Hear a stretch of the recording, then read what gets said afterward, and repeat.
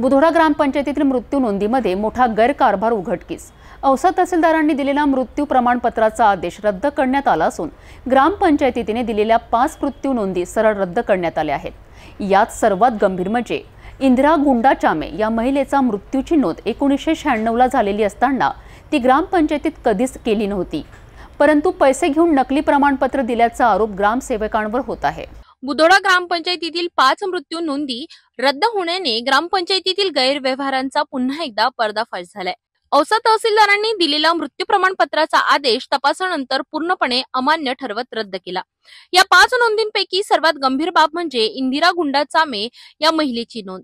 इंदिरा चामे यांचा मृत्यू 1996 साली झाला होता, परंतु त्या वर्षी ग्रामपंचायतीच्या नोंदीत त्यांचा मृत्यू कधीच नोंदविला गेला नव्हता।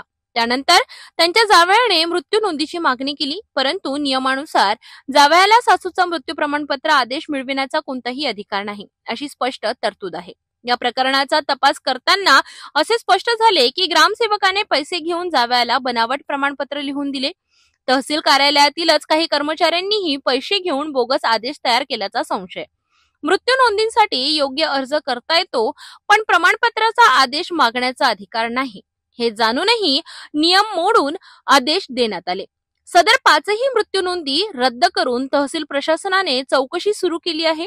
संबंधित ग्रामसेवक, मध्यस्थ आणि तहसील कर्मचाऱ्यांवर कार्यवाहीची शक्यता वाढली आहे। ग्रामपंचायतीच्या नोंदीतील हा भ्रष्टाचार उघड झाल्यानंतर नागरिकांमध्ये नाराजीचे वातावरण आहे आणि संपूर्ण घटनेची सखोल चौकशी करण्याची मागणी होत आहे।